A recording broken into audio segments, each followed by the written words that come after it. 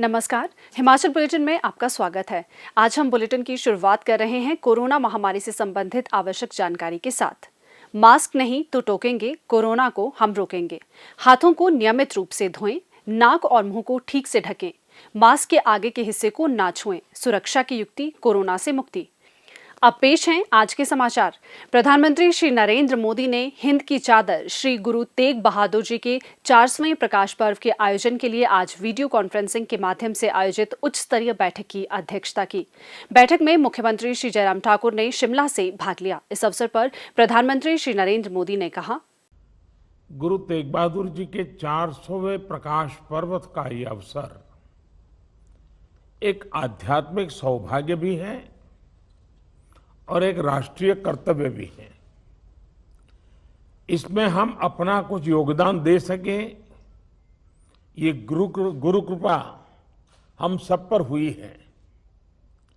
मुझे खुशी है कि हम सब देश के सभी नागरिकों को साथ लेकर के अपने इन प्रयासों को आगे बढ़ा रहे हैं। किस तरह पूरी दुनिया में आज सिख समुदाय के लोग और हमारे गुरुओं के हम सब करोड़ों अनुयायी उनके पद चिन्हों पर चल रहे हैं। कैसे सिख समाज सेवा के इतने बड़े बड़े काम कर रहा है, कैसे हमारे गुरुद्वारे मानव सेवा के जागृत केंद्र हैं। ये संदेश हम अगर पूरे विश्व तक लेकर जाएंगे तो हम मानवता को बहुत बड़ी प्रेरणा दे सकेंगे। मैं चाहूंगा कि इस पर शोध करके इसे डॉक्यूमेंटेड भी किया जाए। हमारे ये प्रयास आने वाली पीढ़ियों का भी पथ प्रदर्शन करेंगे।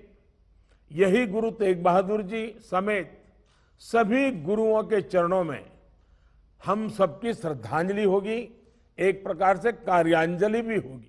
मुख्यमंत्री श्री जयराम ठाकुर ने आज शिमला में पत्रकार वार्ता को संबोधित किया। इस अवसर पर मुख्यमंत्री ने कहा, हमारा भी ये मानना है कि जो शहर बहुत तेजी से बढ़ते जा रहे हैं,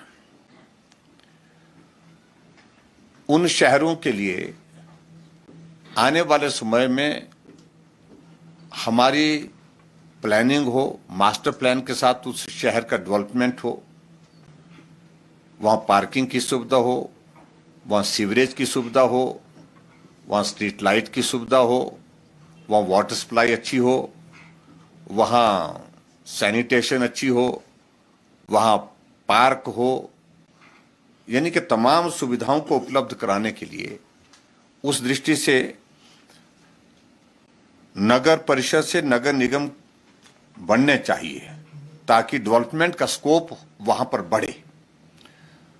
उस दृष्टि से हमने हिमाचल प्रदेश में एक साथ 3 कॉरपोरेशन बनाई है। जहां कांग्रेस ने लंबे समय में सत्ता में रहते हुए 2 कॉरपोरेशन कांग्रेस की गवर्नमेंट में, एक शिमला एक धर्मशाला, वहां हमने 3 कॉरपोरेशन हिमाचल प्रदेश में बनाई, सोलन, मंडी और पालमपुर। हमारे मन में डेवलपमेंट का कॉन्सेप्ट बहुत क्लियर है शहरी क्षेत्रों को लेकर के, इसलिए ये कॉरपोरेशन बनाई कि ताकि ये शहर और व्यवस्थित ढंग से एक प्लान्ड वे में आगे प्रोग्रेस कर सके, डेवलपमेंट कर सके। हिमाचल प्रदेश में अगर पिछले काफी अरसे से हम देख रहे हैं, 2014 में लोकसभा का चुनाव हुआ, हिमाचल प्रदेश में कांग्रेस पार्टी की सरकार ताजा तरीन सरकार थी। अभी उस सरकार का कार्यकाल 1.5 साल का भी पूरा नहीं हुआ था। हम विपक्ष में थे, लेकिन उसके बावजूद कांग्रेस पार्टी हिमाचल प्रदेश में 4 लोकसभा की सीटें हारी और भारतीय जनता पार्टी 4 सीटें जीती। उसके पश्चात 2017 में विधानसभा का चुनाव हुआ। 2017 में विधानसभा के चुनाव में भारतीय जनता पार्टी को 44 सीट मिली। हम सत्ता में आए, 2 निर्दलीय विधायक भी हमारे साथ में, 46 विधायक हम फिर जीते, सरकार बना करके चला रहे हैं। उसके पश्चात फिर लोकसभा का चुनाव 2019 का आया हम हिमाचल प्रदेश में फिर चारों सीटें जीते हैं लोकसभा की, और ऐतिहासिक जीत हिमाचल प्रदेश में हुई। 68 की 68 सीटों पर भारतीय जनता पार्टी जीती, जो शायद, मुझे इतिहास की ज्यादा जानकारी नहीं है, न शायद कांग्रेस की सरकार में कभी हुआ, न भारतीय जनता पार्टी की सरकार में 68 की 68 सीटों पर लोकसभा के चुनाव में जीत हुई। ये जीत 2019 में हुई। उसके पश्चात 2019 में ही 2 उपचुनाव हुए, क्योंकि 2 सांसद हमारे, 2 विधायक सांसद बनकर के दिल्ली गए। धर्मशाला पश्चात चुनाव हुआ जी, चुनाव हुआ, और उसके बाद हम फिर उसके बाद वहां पर भी जीते। हम वहां पर भी जीते, दोनों जगह जीते। और उसके बाद अभी हाल ही में, और अंतर से मैं कह सकता हूं कि आज तक के हिमाचल प्रदेश की सबसे बड़ा अंतर जो है 2019 का लोकसभा का चुनाव का जीतने का अंतर रहा। इतना अंतर आज से पहले हिमाचल प्रदेश में, कम से कम हिमाचल प्रदेश में कभी नहीं रहा जीतने का अंतर। लगभग 68.41% जो है हमको हिमाचल प्रदेश में लोकसभा के चुनाव में हमको समर्थन मिला है। इसी प्रकार से आगे बढ़कर के पंचायती राज संस्थाओं के चुनाव भी हाल ही में संपन्न हुए हैं,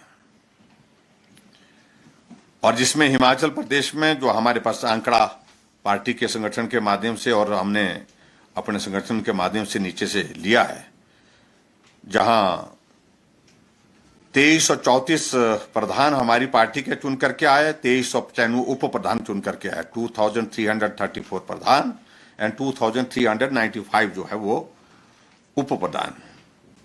और उसी तरह से आगे बढ़कर के हिमाचल प्रदेश में 29 जो है वो नगर परिषदों के चुनाव हुए, उसमें 18 नगर परिषदों में भाजपा के जो है अध्यक्ष बने और 19 में उपाध्यक्ष बने।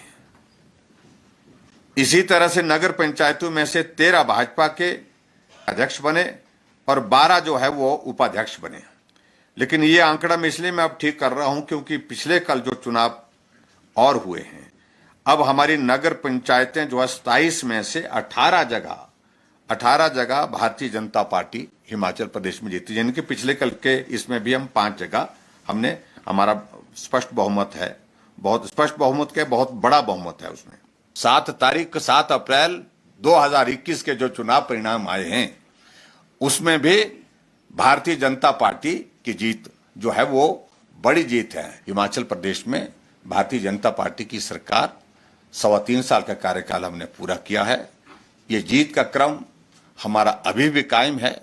कुछ जगह जहां कमी रही है उन सारी कमी को हम पुनः विचार करेंगे, बैठेंगे, चर्चा करेंगे। आने वाले समय में यह परीक्षाओं का दौर अभी समाप्त नहीं है।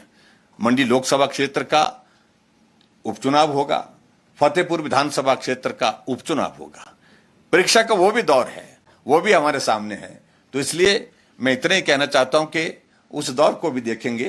तो इसलिए हमारे मित्र जो उत्साहित हुए हैं उनसे मैं कहना चाहूंगा कि वो इतने उत्साहित ना हो जितने वो आज की तारीख में हैं।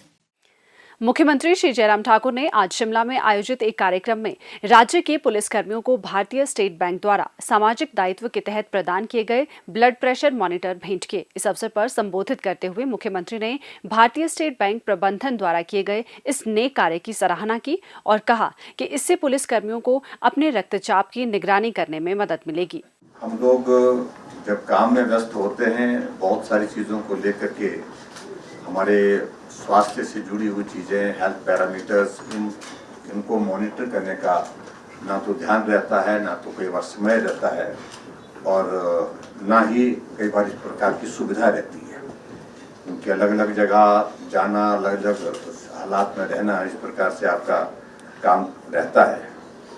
और मैं समझता हूँ कि एसबीआई की ओर से एक बहुत बेहतरीन इनिशिएटिव इस तरह से लिया गया, जो पुलिस विभाग के हमारे लोगों के लिए जो हेल्थ पैरामीटर्स को चेक करने के लिए, पर्टिकुलरली जो बीपी चेक करने के लिए जो मशीन दी गई, और डिजिटल मशीन है और उसमें सीधा बटन दबा करके आसानी से ब्लड प्रेशर मापा जा सकता है।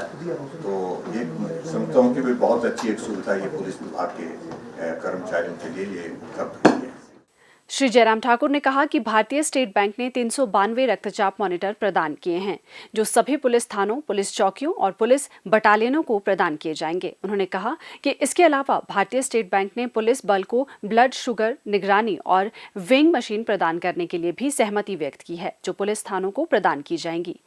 मुख्यमंत्री ने राज्य पुलिस के लिए 1 लाख N95 मास्क प्रदान करने के लिए अरविंद मिल्स अहमदाबाद के प्रबंधन का भी आभार व्यक्त किया। उन्होंने कहा कि हिमाचल प्रदेश पुलिस ने कोविड महामारी के दौरान सराहनीय कार्य किया है। पुलिस ने न केवल देश के विभिन्न हिस्सों में फंसे पर्यटकों और हिमाचल के लोगों के राज्य में आवागमन, बल्कि कानून और व्यवस्था को भी प्रभावी ढंग से बनाए रखा। स्वास्थ्य एवं परिवार कल्याण विभाग द्वारा दोपहर 2 बजे जारी बुलेटिन के अनुसार प्रदेश में कोरोना संक्रमण की जांच के लिए आज 3,466 लोगों के सैंपल लिए गए, जिनमें से 250 लोगों की रिपोर्ट नेगेटिव पाई गई है, जबकि 3,207 लोगों की रिपोर्ट आना बाकी है। अभी तक 13,05,502 लोगों की जांच की जा चुकी है, जिनमें से 12,34,670 सैंपल की जांच नेगेटिव पाई गई है। प्रदेश में कुल 67,045 लोगों में कोरोना वायरस के संक्रमण की पुष्टि हुई है, जिनमें से 61,760 लोग इस बीमारी से ठीक हो चुके हैं और 4,087 व्यक्ति उपचाराधीन हैं। हिमाचल बुलेटिन देखने के लिए सब्सक्राइब करें YouTube channel DPR Himachal, follow करें ट्विटर @DPRHP, लाइक करें Facebook page information and public relations department Himachal Pradesh, visit करें वेबसाइट www.himachalpr.gov.in। इस अंक में इतना ही। कल फिर होगी मुलाकात। दीजिए इजाजत। नमस्कार।